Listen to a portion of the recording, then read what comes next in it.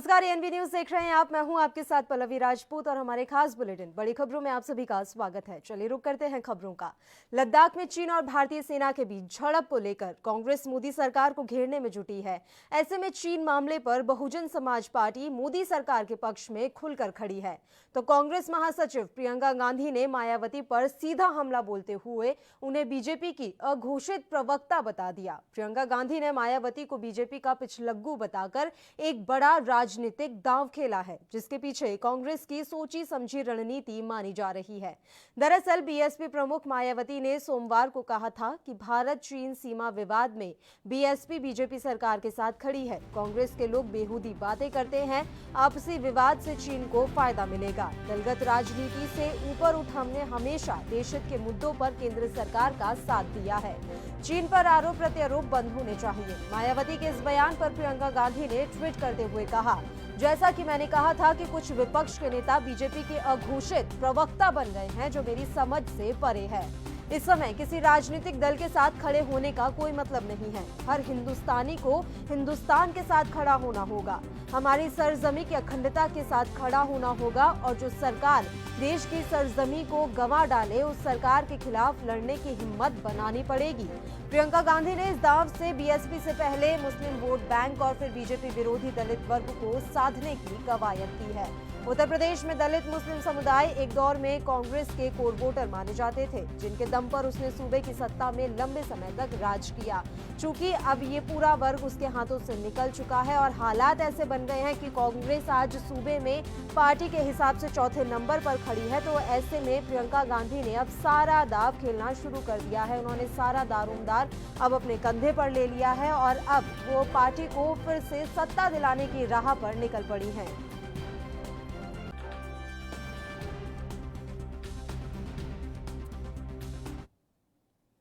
और इस खबर पर ज्यादा जानकारी और चर्चा के साथ इस समय संवाददाता पुनीत मोहन लखनऊ से लाइव पर हमारे साथ लगातार बने हुए हैं। पुनीत मोहन, मैं आपसे समझना चाहूंगी, जिस तरह से इन दिनों हम उत्तर प्रदेश की राजनीति को देख रहे हैं, प्रियंका गांधी जहां केंद्र और राज्य सरकार पर हमलावर हैं, वहीं मायावती लगातार कांग्रेस पर हमला कर रही हैं। किस तरह से ये पूरी रणनीति को समझा जाए?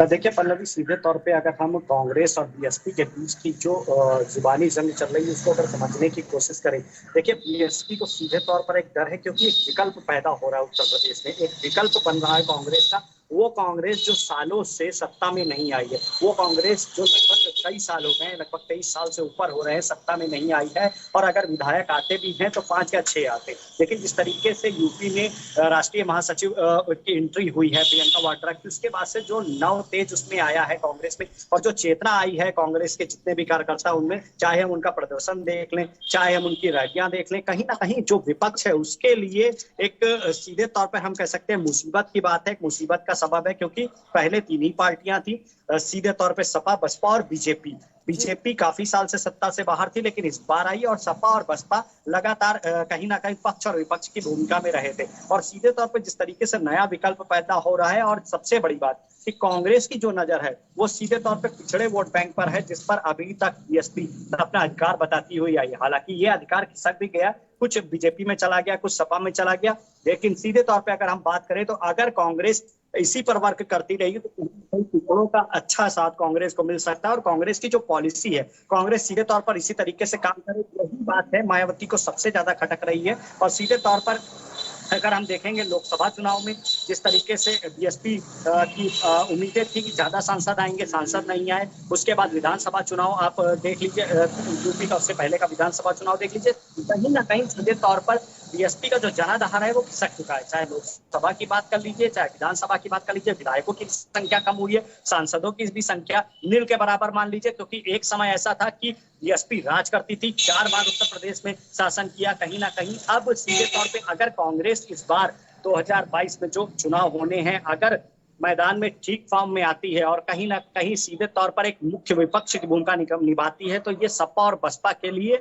सबसे बड़ा मुसीबत का सबब होगा। क्योंकि एक तरफ उनकी लड़ाई भाजपा से होगी और दूसरी तरफ कांग्रेस भी फॉर्म में आ चुकी होगी। उसी को लेकर के कहीं ना कहीं मायावती सीधे तौर पर बीजेपी का सपोर्ट करती हैं, और इसी को लेकर के एक ट्वीट उन्होंने किया था कि वो केंद्र सरकार के साथ खड़ी हुई है चीन और भारत के मुद्दे पर। लेकिन प्रियंका गांधी ने साफ तौर पर उनको ट्वीट करके उनका जवाब दिया और कहा कि कुछ जो पार्टी के दूसरी पार्टी के विपक्षी लोग हैं वो अघोषित प्रवक्ता बन गए। कहीं ना कहीं सीधे तौर पर अगर हम कहें कि बीएसपी कांग्रेस को मुख्य विपक्षी दल के रूप में देख रही है जैसा कि बीजेपी को देखती, तो ये कहना गलत नहीं होगा, क्योंकि प्रियंका गांधी की किसी भी रैली पर कुछ ना कुछ टिप्पणी बीएसपी की तरफ से लगातार आती रहती है। जी पल्लवी।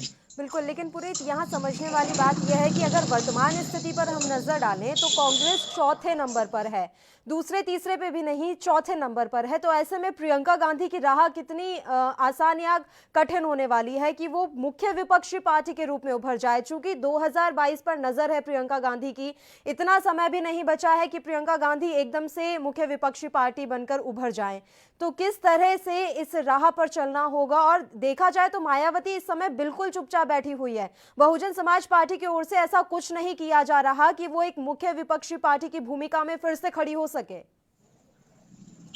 देखिए सीधे तौर पे पल्लवी, अगर हम उत्तर प्रदेश की राजनीति देखते हैं तो भाजपा सरकार सत्ता में है और मुख्य विपक्षी दल के रूप में सपा है, और सीधे तौर पर कांग्रेस कहीं ना कहीं फॉर्म में आ रही है। जिस तरीके से आपने कहा कि इतना समय नहीं बचा है, लेकिन जिस तरीके से कहीं ना कहीं कांग्रेस में एक नव चेतना आई है, जो कांग्रेस के कार्यकर्ता कहीं ना कहीं अपने आप को असहज महसूस करते थे, एक अच्छा नेतृत्व मिलने के बाद में उनमें भी एक उमंग आई है। और सीधे तौर पर हमने प्रदर्शनों में भी देखा कि कांग्रेस ने चाहे डीजल पेट्रोल मूल्य वृद्धि के खिलाफ प्रदर्शन हो, चाहे अन्य प्रदर्शन हो, जमकर प्रदर्शन किया। और जिस तरीके से प्रियंका गांधी की एंट्री के बाद में कांग्रेस में सीधे तौर पर एक युवाओं का लगाव हुआ है और युवा कांग्रेस की तरफ ज्यादा प्रभावित हो रहे हैं। और सबसे बड़ी बात कि पिछड़ों को लेकर के एक वोट बैंक बनाया जा रहा है, एक पॉलिसी चल रही है। कांग्रेस कहीं ना कहीं बीएसपी के वोट बैंक में सेंधमारी करना चाहती है। लोकसभा चुनाव आप याद कर लिए, प्रियंका गांधी ने साफ कहा था कि इस लोकसभा चुनाव के अलावा उनकी नजर यूपी के विधानसभा चुनाव पर है। सभी दल जानते हैं कि दिल्ली की गद्दी का रास्ता यूपी से होकर के ही जाता है, और यूपी जीत लिया तो दिल्ली जीतना आसान हो जाएगा।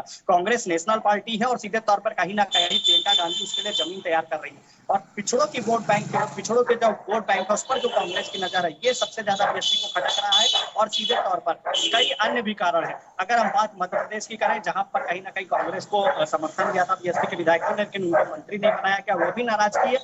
तमाम नाराजगियां हैं जो ट्विटर के माध्यम से मायावती जाहिर करती है और सीधा सा जवाब उसका कांग्रेस देती है। क्योंकि जिस तरीके से कांग्रेस आगे बढ़ रही है, नया दल है। देखिए सपा थी, बसपा थी और बीजेपी थी, उसके बाद अन्य तमाम दल आए, लेकिन वो इतनी विपक्ष की इतनी मजबूत भूमिका में नहीं आ पाए थे जिस तरीके से कांग्रेस आ रही है, और ये चिंता का विषय बना हुआ है। जी पल्लवी। बिल्कुल, लेकिन पुनीत मैं एक चीज और आपसे समझना चाहूंगी। जिस तरह से पिछली बार उत्तर प्रदेश में विधानसभा चुनाव हुए, उसके बाद लोकसभा चुनाव हुए, दोनों चुनाव में हमने देखा कि किस तरह से जातिगत समीकरण धाराशायी हो गए, जबकि यूपी की राजनीति जानी ही जातिगत समीकरण की वजह से है कि जातिगत समीकरण के आधार पर ही यहाँ सत्ता पर काबिज हो पाते हैं और या नहीं हो पाते हैं। लेकिन दोनों ही चुनाव में जातिगत समीकरण पूरी तरह से धाराशायी हो गए। ऐसे में फिर से उसी समीकरण को हावी करना, किस तरह से इस पर आगे बढ़ा जाएगा? ये बिल्कुल सही कहा आपने। जातिगत समीकरण अगर हम पिछले चुनाव देखते हैं, चाहे हम लोकसभा चुनाव देखें या विधानसभा चुनाव देखें, जातिगत समीकरण जो हर बार चुनाव में अपना जादू दिखाते थे, इस बार ऐसा जादू नहीं दिखा पाए। लेकिन सीधे तौर पर उत्तर प्रदेश जातिगत समीकरण के लिए ही जाना जाता है। कहते हैं कि यहाँ जातियों का ऐसी समीकरण है कि अगर किसी जाति पर आपकी मजबूत पकड़ है और किसी धर्म पर मजबूत पकड़ है, तो कहीं ना कहीं जिताने में उनकी खासा मदद होती है। और सीधे तौर पर कहीं ना कहीं से कोर वोटिंग भी कहते हैं। और जिस कोर वोटिंग जो बीएसपी की कोर वोटिंग थी, उसमें सेंधमारी करी बीजेपी ने, और अब कांग्रेस उसमें सेंधमारी कर रही। बीएसपी पहले से ही बैकफुट पर है। बीएसपी की ही कोर वोटिंग जो थी उसमें बीजेपी ने सेंधमारी करी और सत्ता हासिल करी। अब कांग्रेस लगातार कहीं ना कहीं उसी पॉलिसी पर काम कर रही है कि किसी तरह पिछड़ों को, आपने देखा होगा कि श्रमिकों के मामले में भी कहीं ना कहीं सीधे तौर पर एक मामला निकल करके सामने आया था कि अजय कुमार लल्लू पिछड़ी जाति से आते हैं और बीजेपी सरकार ने उनको जेल में बंद कर दिया था। सीधे तौर पर अगर हम बात करें कांग्रेस की पॉलिसी पर, तो सीधे तौर पर वो कहीं ना कहीं एक समीकरण बैठा रहे हैं पिछड़ी जातियों को सीधे तौर पर कांग्रेस में मिलाने के लिए। बीएसपी पहले से ही उसके कई नेता पार्टी छोड़ चुके हैं और तमाम अन्य विपदाएं हैं जो लगातार बीएसपी के साथ चल रही, लगातार मुसीबत का सबब बनी हो। ऐसे में कांग्रेस का मजबूती से खड़ा हो जाना, चुनाव जीते या ना जीते अलग बात है, लेकिन बीएसपी के वोट काटने में कहीं ना कहीं कांग्रेस की मुख्य भूमिका होगी। इसको लेकर के मायावती के मन में डर है और लगातार वो कांग्रेस का विरोध कर रही है। जी पल्लवी। बिल्कुल पुनीत, तो ऐसे में क्या आने वाले समय में नई संभावनाएं बनती हुई नजर आ सकती हैं? जिस तरह से कांग्रेस हमलावर हो रही है, मुख्य विपक्षी पार्टी बनने की पुरजोर कोशिश कर रही है, ऐसे में नए गठबंधन देखने को मिल सकते हैं। हालांकि लोकसभा चुनाव में एक प्रैक्टिकल किया सपा बसपा ने, वो फेल हो गया। ऐसे में कोई नए समीकरण बन सकते हैं आने वाले समय में? हाँ, देखिए सीधे तौर पे पल्लवी गठबंधन की अगर हम बात करें तो उसके बारे में कहना जल्दबाजी होगी, क्योंकि वो उस समय के हालात पर निर्भर करेगा। लेकिन अगर हम गठबंधन के पिछले रिजल्ट देख लें, सपा और कांग्रेस के बीच गठबंधन हुआ था, लेकिन सक्सेस नहीं हुआ, और गठबंधन की पॉलिसी उत्तर प्रदेश में सक्सेस नहीं हुई। सपा भी आई थी, फुल फॉर्म में आई थी, बीजेपी भी आई, फुल फॉर्म में आई, और कहीं ना कहीं सीधे तौर पर अगर हम बात करें बीएसपी और कांग्रेस के गठबंधन की, तो उसका अभी तक तो दूर दूर तक का कोई वास्ता नहीं दिखाई दे रहा। जिस तरीके से जुबानी जंग चल रही है दोनों के शीर्ष नेतृत्व में, और कहीं ना कहीं सीधे तौर पर बीएसपी को डर है कि उसके जो कोर वोट हैं, जो आसानी से विधायक उनके क्षेत्रों से आते हैं, अगर उन कोर वोटिंग पर कांग्रेस ने सेंधमारी कर ली, क्योंकि बीजेपी उसमें कहीं ना कहीं एक खासा परसेंटेज ले चुकी है, और इस बार जीत भी बीजेपी ने हासिल करी थी, और कांग्रेस अगर वहां पर सेंधमारी करेगी तो कहीं ना कहीं मुसीबत का सबब होगा। दूसरी बात, जिस तरीके से कांग्रेस विपक्षी दल में अगर आई और नंबर 3 की पार्टी बन गई, तो कहीं ना कहीं बीएसपी और बैकफुट में चली जाएगी। उसको लेकर के बीएसपी चिंतित है, लगातार नई रणनीतियां बनाई जा रही है, लेकिन एक के बाद एक मामले सामने आते हैं, और पार्टी के जो नेता हैं वो मायावती पर ही आरोप लगाते हुए पार्टी छोड़ देते हैं। कहीं ना कहीं बीएसपी कमजोर होती हुई नजर आ रही है, और जिस तरीके से कांग्रेस मजबूत हो रही है, बीएसपी और कांग्रेस में सिर्फ एक बात की लड़ाई है कि 3 नंबर की जो पार्टी है, तीसरे नंबर की पार्टी सीधे तौर पे सत्ताधारी बीजेपी है, मुख्य विपक्षी दल के रूप में सपा है, और बीएसपी और कांग्रेस के बीच में नंबर 3 की पार्टी बनने की होड़ चल रही है। और सीधे तौर पर अगर कहीं कांग्रेस ने सेंधमारी करी और बीएसपी के वोट काटे, तो सीधे तौर पर बीएसपी को एक खासा बड़ा नुकसान होगा। और बीएसपी सीधे तौर पर जानती है कि चुनाव में हार जीत की बात अलग है, लेकिन अगर कोर वोट कट गए तो आगे के भी चुनाव जीतना आसान नहीं होगा। जी बिल्कुल पुनीत, देखिए समाजवादी पार्टी हो या फिर कांग्रेस, ये भारतीय जनता पार्टी पर ही निशाना साधते हैं, चाहे वो राज्य की सरकार हो या केंद्र की। लेकिन बहुजन समाज पार्टी अलग से रास्ता क्यों अपना रही है? वो लगातार केंद्र सरकार का साथ दे रही है, चाहे वो तमाम मुद्दे अभी सामने निकल कर आए। ऐसा कोई भारी भरकम हमला नहीं किया गया बहुजन समाज पार्टी की तरफ से, चाहे वो केंद्र की सरकार पर हो या राज्य की सरकार पर, वो सिर्फ कांग्रेस पर हमलावर है। ऐसे में ये अलग सा रास्ता अपनाना कोई फायदा तो दे नहीं रहा है बहुजन समाज पार्टी को, तो ये रणनीति बदलने की कोशिश क्यों नहीं की जा रही? हाँ, देखिए सीधे तौर पे पल्लवी, जिस समय प्रियंका गांधी की एंट्री हुई थी बीजेपी में और उत्तर प्रदेश प्रभारी के रूप में उन्होंने अपना काम शुरू किया था, सीधे तौर पर विपक्षियों के साथ उनका पूर्ण मन था कि उनके साथ एक बैठक हो और सभी विपक्षी दल सीधे तौर पर बीजेपी की जो भी नीतियां हैं, जो गलत है, जो भ्रष्टाचार है, उसको लेकर के विरोध प्रदर्शन करें। लेकिन हमने देखा कि कांग्रेस अकेले फॉर्म में ही सीधे तौर पर विरोध प्रदर्शन करती रही, उसके बाद सपा विरोध प्रदर्शन करती रही, चाहे वो डीजल और पेट्रोल के बढ़े हुए रेट हो, चाहे वो 69,000 शिक्षक भर्ती का मामला हो, कहीं भी बीएसपी का प्रदर्शन देखने को नहीं मिला।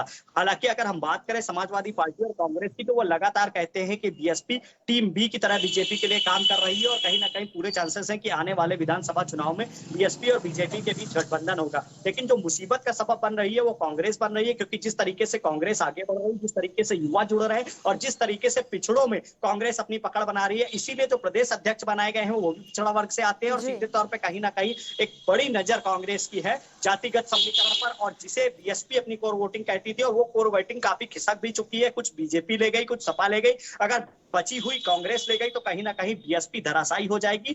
पहले से ही बैकफुट में चल रही है, तमाम नेता पार्टी छोड़ चुके हैं, तमाम बड़े नेता पार्टी छोड़ के या तो सपा में चले गए हैं या बीजेपी में चले गए। ऐसे में बीएसपी के लिए मुसीबत बड़ा समय है, और अगर ऐसे में कांग्रेस आगे निकल गई तो सीधे तौर पर चुनाव जो होगा वो 3 ही पार्टियों के बीच होगा, बीजेपी, सपा और कांग्रेस के बीच। बीएसपी कहीं ना कहीं जगह बनाने के लिए लगातार फाइट कर रही है, और सीधे तौर पर नंबर 3 की फाइट चल रही है बीएसपी और कांग्रेस के बीच में, इसीलिए जुबानी जंग चल रही है। आने वाला समय बताएगा कि गठबंधन होता है या नहीं, लेकिन सीधे तौर पर अगर हम अभी के हालातों की बात करें तो बीएसपी और कांग्रेस के बीच कहीं से भी तालमेल नहीं बैठ रहा है। जी बिल्कुल, बहुत बहुत शुक्रिया पुनीत तमाम जानकारी हम तक पहुंचाने के लिए। फिलहाल राजनीतिक विश्लेषक अरविंद जयतिलक जो इस समय फोन लाइन पर जुड़े हुए हैं, इसी खबर पर ज्यादा चर्चा के लिए हम सीधे उनके पास ही चलते हैं। अरविंद जी, देखिए अभी देश इस समय चारों तरफ से संकट से घिरा हुआ है, चाहे वो कोरोना का संकट हो, हम अर्थव्यवस्था से जूझ रहे हैं, सीमा पर हम लड़ रहे हैं, तीनों देशों के साथ हमारी लड़ाई चल रही है, रोजगार नहीं है, तमाम तरह की समस्या हैं।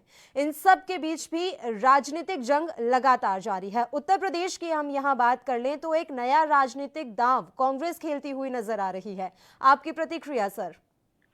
देखिए पल्लवी जी, इसको 2-3 संदर्भों में समझना होगा। एक तो 2022 का चुनाव नजदीक आ रहा है, सभी राजनीतिक दल अपने हिसाब से जो है सियासी बाजीगरी खेल रहे हैं, मायावती जी के संदर्भ में देखिए, अगर उनकी बात करें तो अपने राजनीति को पूरी तरह से परिभाषित कर रही है। देखिए, इधर 10 सालों के दरमियान जो राष्ट्रवाद का मसला है उस पर जो है काफी राजनीतिक दलों को नफा नुकसान हो चुका है और मायावती जी इसका मूल्यांकन भी कर रही हैं। इसीलिए जिस तरह उड़ीसा में बीजू जनता दल है, आपका आंध्र प्रदेश में वाईएसआर कांग्रेस है, तेलंगाना में टीआरएस है, वह केंद्र सरकार का सीधे विरोध नहीं करते हैं, लेकिन जब चुनाव होता है तो अपने राज्यों में सरकार बनाने में कामयाब हो जाते हैं। दरअसल वो क्या करते हैं कि राष्ट्रवाद के मसले पे कभी भी जो है जनमानस की जो भावना है उसके खिलाफ नहीं जाता है। मायावती जी उसी चीज को पकड़ने की कोशिश कर रही है। वो नहीं चाहती है कि आज के तारीख में जो राष्ट्रवाद का मसला है उस पर वो किसी से कमतर दिखे। पहली बात तो यह। दूसरी चीज, उनका भारतीय जनता पार्टी से वो समझ चुकी है कि जितना नुकसान करना था भारतीय जनता पार्टी उनकी पार्टी को नुकसान कर चुकी है। जो गैर जाटो वोट बैंक है उसको अपने खेमे में ला चुकी है। अब जो उनका 12-13% वोट जो जाटो वोट बैंक है, उनको भय है कि कहीं कांग्रेस न उसको लेकर के उड़ जाए, इसलिए जो है कांग्रेस के साथ खड़ा होना नहीं चाहते। देखिए, प्रियंका जी या राहुल जी बार बार भारतीय जनता पार्टी को, केंद्र सरकार को निशाना बना रहे हैं। अगर मायावती जी अगर उसी तरह से निशाना बनाना शुरू करेंगी तो कहीं ना कहीं जो उसका जो प्रॉफिट है उनको लगता है कि वो कांग्रेस के साथ चला जाएगा।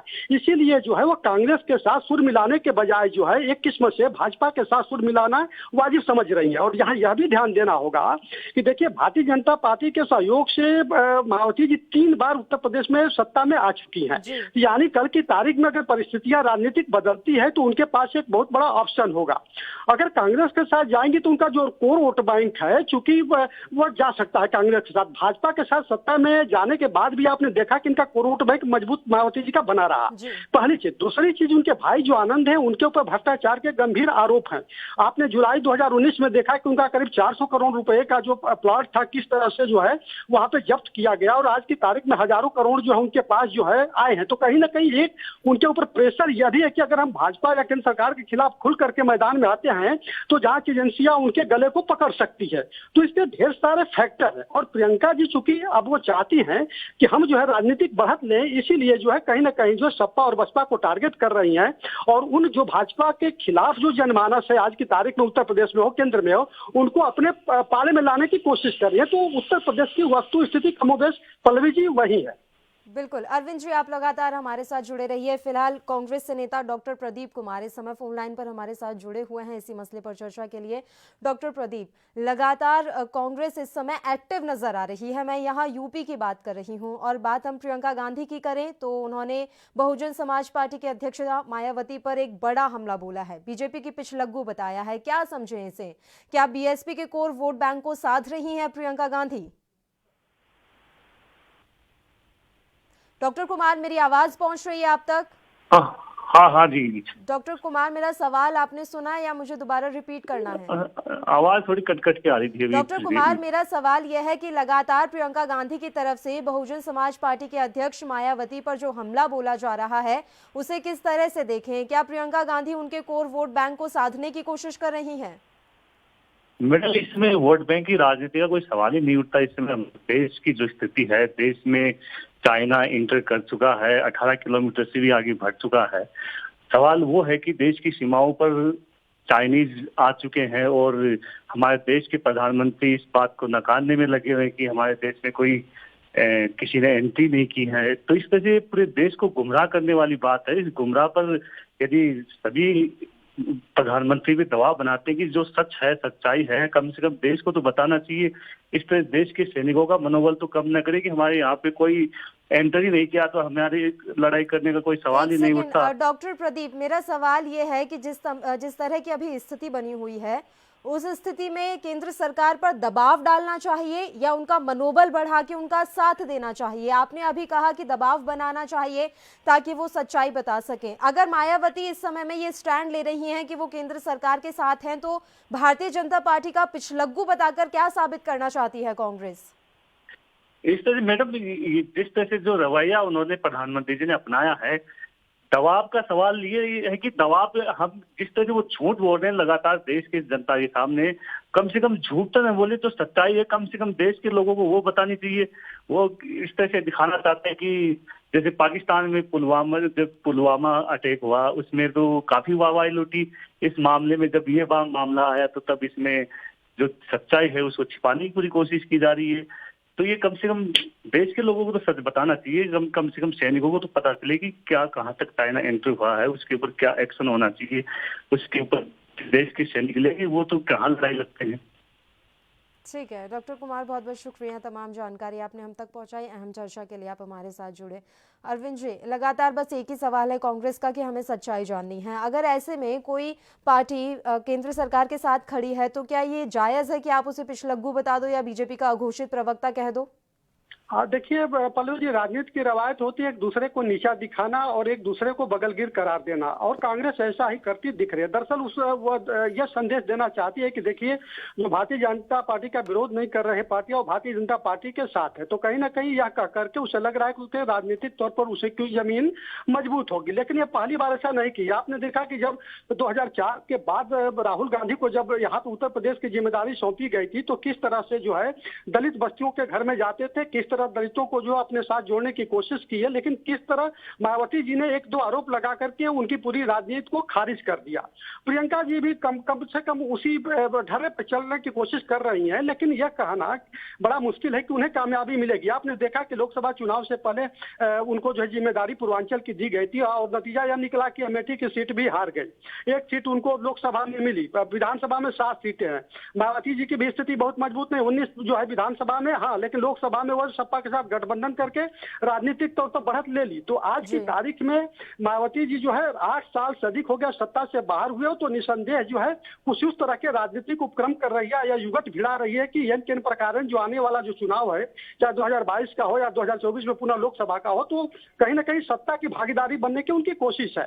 और कांग्रेस की कोशिश अपनी राजनीतिक जमीन मजबूत करने की है। लेकिन कुल मिलाकर के स्थिति क्या आगे चल करके स्वरूप धारण करेगी, आज की तारीख में कहना मुश्किल है। और यह किसी एक दूसरे को पिछलग्गू करार देने से इसका कोई बहुत बड़ा नैरेटिव खड़ा नहीं होता है और न ही उससे कोई जनमानस जो है कोई निर्णय पर पहुंच जाता है। और आपने देखा भी होगा कि किस तरह से एक दूसरे पर चुनाव के दरमियान फफ्तिया राजनीति कसी जाती है, लेकिन अंततः जो है जनता जो है जाति के मसले पर, धर्म के मसले पर, क्षेत्र के मसले पर पूरी तरह से विभाजित होती नजर आती है और सारे सिद्धांत और व्यवहार जो राजनीतिक दलों के धरे रह जाते हैं।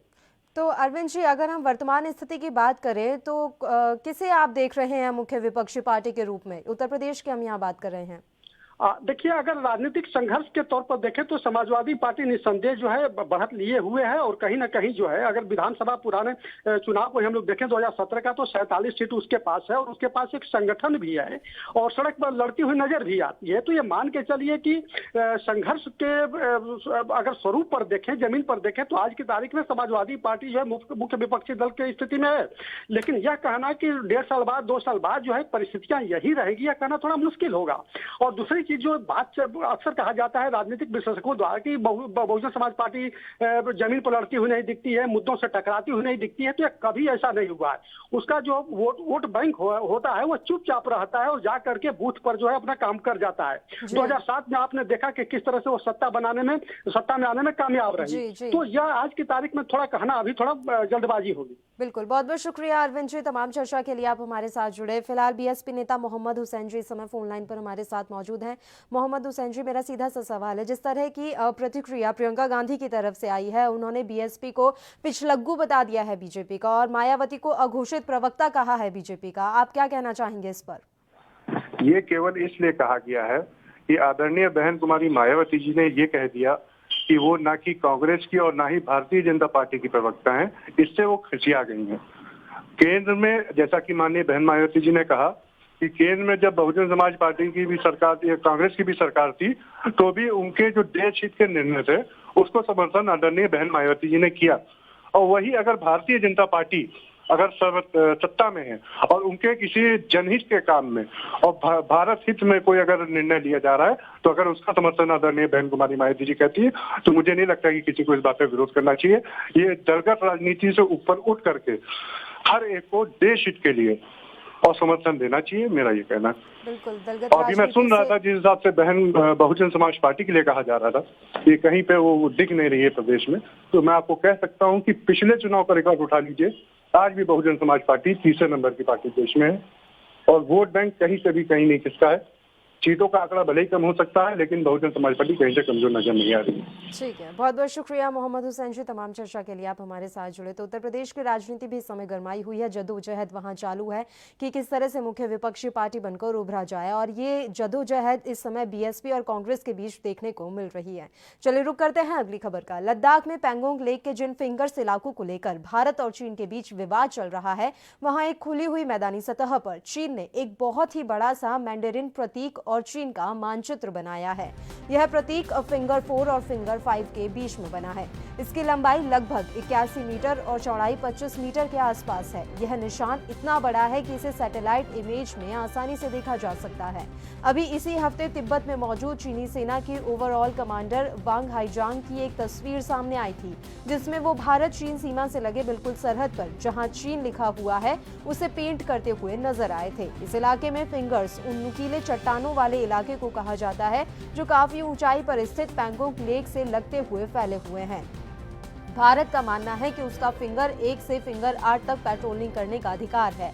वहीं चीन मानता है कि वो फिंगर 8 से फिंगर 4 तक पेट्रोलिंग कर सकता है। वर्तमान में फिंगर 4 दोनों देशों के बीच स्टैंडिंग पॉइंट यानी सीमा बना हुआ है। यहीं पर मई महीने में दोनों देशों के जवानों के बीच झड़पें हुई थी और उसी का नतीजा है कि अभी भी बातचीत का दौर लगातार जारी है। दोनों देशों की सीमाओं पर जो तनाव है वो अभी भी बना हुआ है। बातचीत के जरिए ये कोशिश की जा रही है कि इस तनाव को कम किया जा सके। आपको बता दें कि आज भी दोनों देशों के जो कमांडर स्तर पर बातचीत हुई है और लगातार इसी कोशिश में दोनों देश जुटे हुए हैं। कम से कम भारत तो इसी कोशिश में जुटा हुआ है कि जो तनाव की स्थिति बनी हुई है वो कम हो जाए, हालात जो हैं वो पहले जैसे हो जाएं। अप्रैल में जो स्थिति थी उसी को बहाल करने की मांग भारत सरकार की तरफ से, भारतीय सेना की तरफ से लगातार की जा रही है। हालांकि चीन एक के बाद एक अपने नापाक मंशा और अपनी नापाक हरकतें करता हुआ नजर आ रहा है। आज एक बार फिर मैदानी सतह पर चीन ने एक बहुत ही बड़ा मैंडेरिन प्रतीक और चीन का मानचित्र बनाया है।